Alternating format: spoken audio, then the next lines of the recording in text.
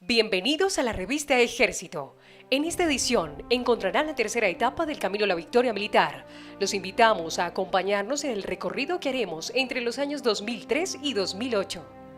Luego del proceso de reestructuración del Ejército Nacional sucedido entre 1998 y el 2002, inició el programa de gobierno Seguridad Democrática y dentro de esta política se realizaron los planes Patriota y Plan Consolidación. Dentro de estos planes se desarrollaron operaciones militares muy importantes como la Operación Libertad 1, Libertad 2, JM y Marte.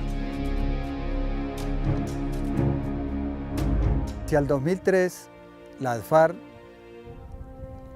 continuaban llevando a cabo acciones terroristas en todo el territorio nacional, con retenes, toma de poblaciones, ataque a puestos de policía, etc.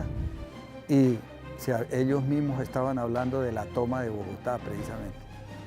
Las fuerzas militares, con el Plan Patriota, habían dispuesto desarrollar una serie de operaciones, especialmente en Cundinamarca, en primera instancia, digámoslo así, porque pues era considerado por las FARC como su centro del despliegue estratégico y había que contrarrestar en forma inmediata en razón a todo lo que estaba sucediendo aquí mismo en este departamento. Como comandante de la 5ª División, en ese momento recibí la orden del Comando del Ejército, especialmente directamente del señor general Ospina, elaborar un plan de operaciones. Esta operación se llamó Operación Libertad 1. Inicia a mediados del año 2003 y continúa en el 2004. Esta operación se hizo para contrarrestar la actividad terrorista que las FARC habían llevado a cabo y que continuaban desarrollando en Cundinamarca con la presencia de 14 frentes, 3 compañías móviles y un grupo urbano que estaban llevando a cabo actos terroristas ya en la ciudad de Bogotá. Esta operación empezó a dar resultados prácticamente a los 2 meses de su inicio. Esta operación en verdad tiene unos resultados importantísimos, no solamente desde sus resultados tangibles, pero también en el tema de los resultados intangibles, porque fue la primera vez en que el Ejército de Colombia golpeó las estructuras de las FARC de manera contundente y neutralizó su plan estratégico que estaba muy adelantado. Bueno, al final es importante resaltar que como resultado se logró la destrucción, el desmantelamiento de 17 estructuras a lo largo y ancho del departamento de Cundinamarca. Estructuras que apuntaban al desarrollo del plan estratégico de las FARC, como era el lanzamiento de la primera ofensiva sobre el centro político estratégico nacional, como era la capital, a partir del Sumapaz. Resalto la destrucción de esas estructuras y que fueron abatidos sus cabecillas en su totalidad, con excepción de un terrorista que logró fugar. A la memoria de nuestros soldados que cayeron, fueron asesinados durante la operación 23 hombres y heridos 66. Lo mismo, tuvimos la muerte de 3 ejemplares caninos y hago hincapié en ello porque la acción de las minas fue la principal causa de las bajas de las tropas en el combate. La operación Libertad 1 y Libertad 2 definitivamente fueron fundamentales para que las FARC tuvieran que cambiar su estrategia. Ahí tuvieron que abandonar la posibilidad de llegar a la capital de la República por armas, por grupos armados. Tal vez o el temor era como que eso que se había vivido en Mitú, en Miraflores, lo vivieran en municipios cercanos a la capital de la República. Cuando el ejército montó esa gran operación que blindó a la capital de la República, yo creo que ahí empezó a ganar y le dio totalmente la vuelta a la guerra que tenía con las FARC.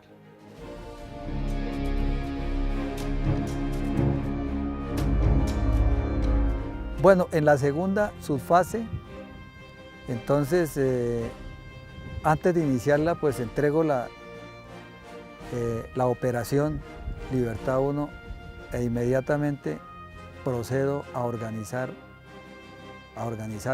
el Estado Mayor conjunto para llevar a cabo operaciones al sur del país. Estamos hablando de desarrollar estas operaciones contra la retaguardia estratégica de las FARC, así denominado por ellos, del bloque sur y del bloque oriental, y donde estaban los principales cabecillas de las FARC, entre esos Tiro Fijo y el Mono Jojoy. De tal manera que empezamos a trabajar en la estructuración de toda la fuerza que va a participar en esta operación que se denominó Operación JM. La operación de la Fuerza de Tarea Conjunta, que se le denominó Omega, teniendo en cuenta que la palabra Omega es una palabra bíblica. Tendríamos que espiritualmente creer que este sería el principio del fin de las FARC. No debía haber ninguna duda al respecto, como combatientes y con la responsabilidad que el mando militar y la nación nos había dado a nosotros como soldados para ser victoriosos en esta tarea y en esta fuerza de tarea conjunta denominada Omega. O la operación de la Omega, la operación JM con la fuerza de tarea conjunta Omega, se diseña por líneas interiores. ¿Qué significa esto? Es de la periferia hacia adentro.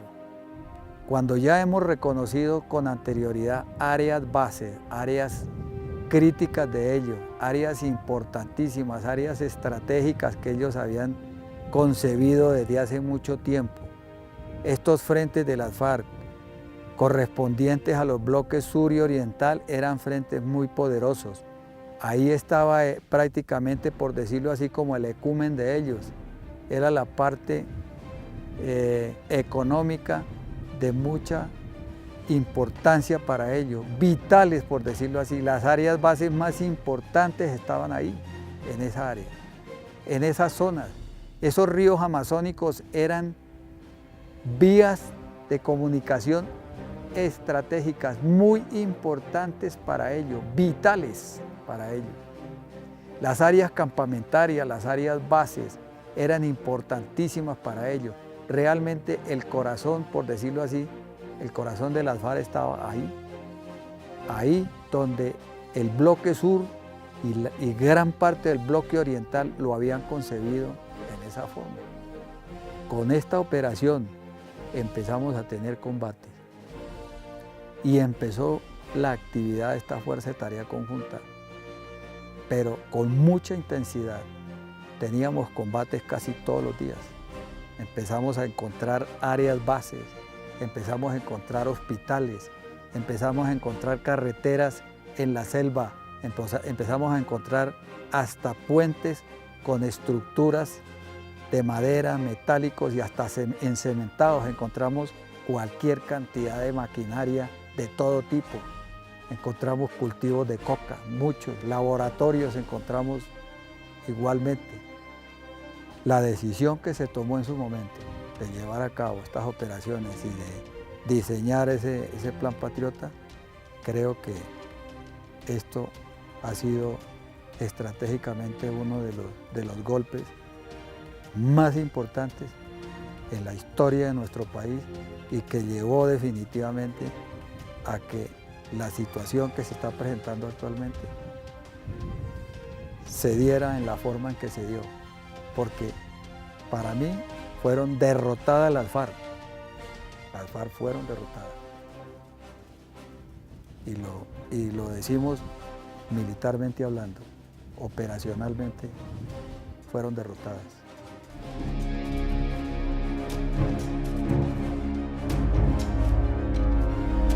Además de estas operaciones, en la misma época se desarrollaron las operaciones militares Jaque, Operación Fénix, Operación Sol Naciente. En la operación militar Jaque, que es de gran relevancia a nivel internacional, que ha sido tema de estudio en las principales universidades de seguridad y defensa, se logró la liberación de 3 ciudadanos norteamericanos quienes habían sido secuestrados, una excandidata a la presidencia y 11 militares quienes también habían sido secuestrados en operaciones militares por este grupo beligerante denominado Fuerzas Armadas Revolucionarias de Colombia.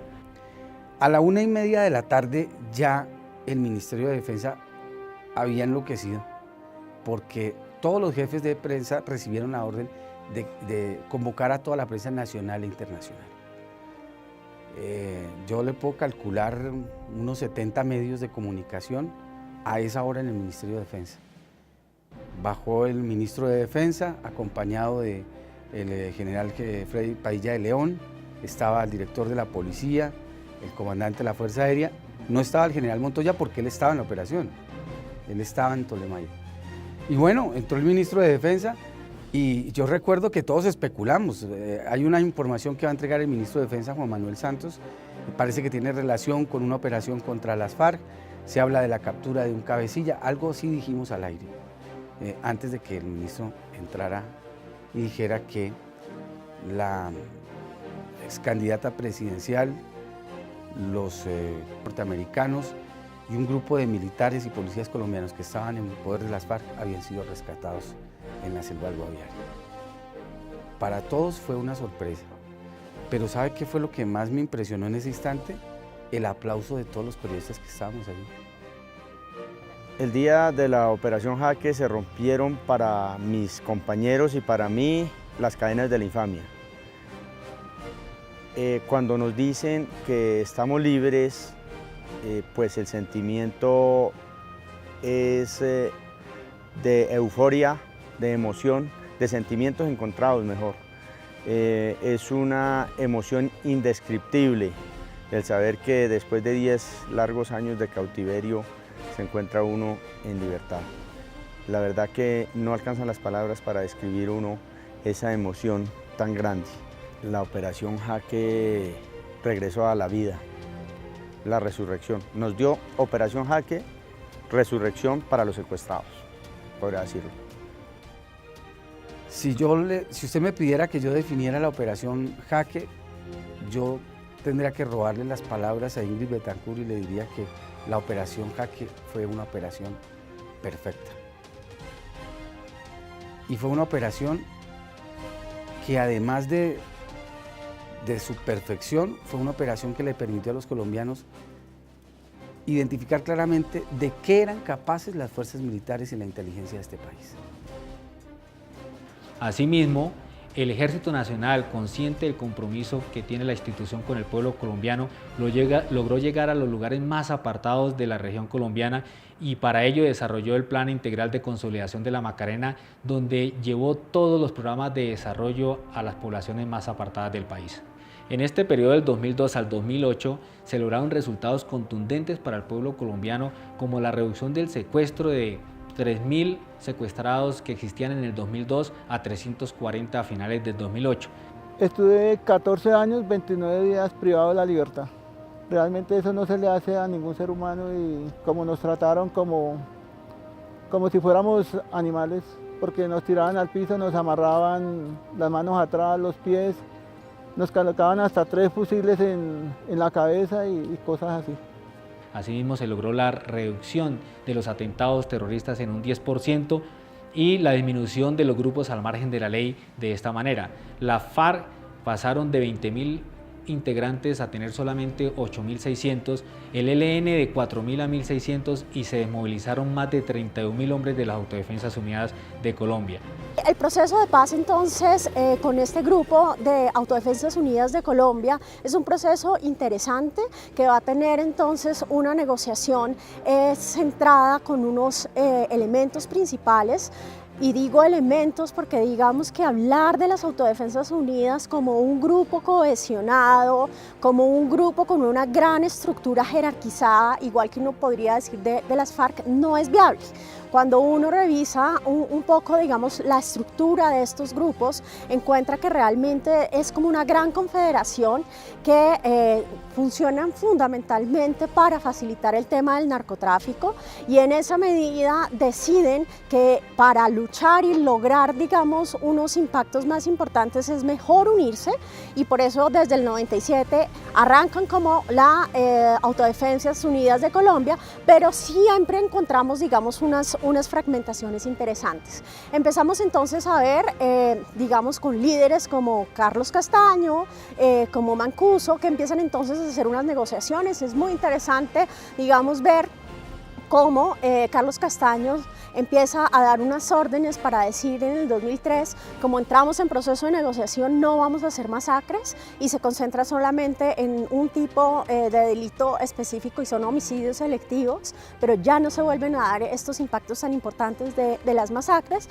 con la idea de buscar un poco de legitimidad para este proceso de negociación. Sin embargo, vamos a ver que hay muchas tensiones internas, por eso también es un periodo donde encontramos que muchos líderes van a ser asesinados, porque hay pugnas entre ellos. Encontramos, digamos, un ambiente en donde se hace un proceso de paz, pero que la violencia continúa.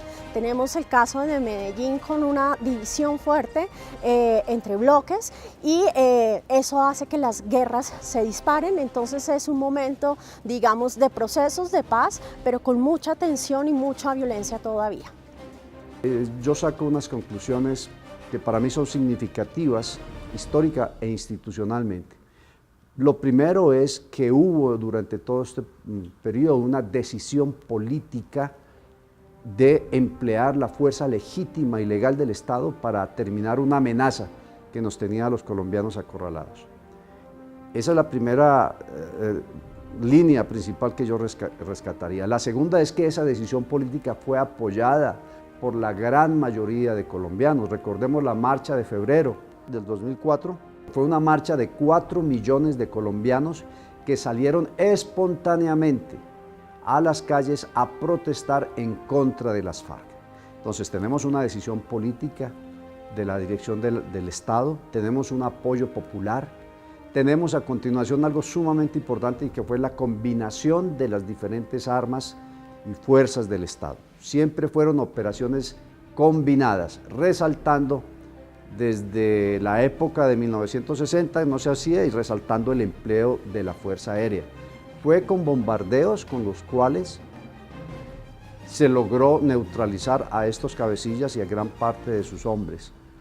El dominio del Estado de la tercera dimensión del campo de batalla, la dimensión aérea, fue lo que determinó estratégicamente la derrota de las FARC en las áreas en donde ellos operaban.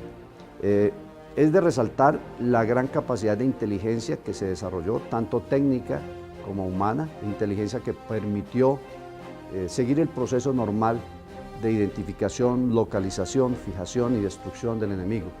Esa inteligencia militar fue la que permitió que se dieran esos golpes.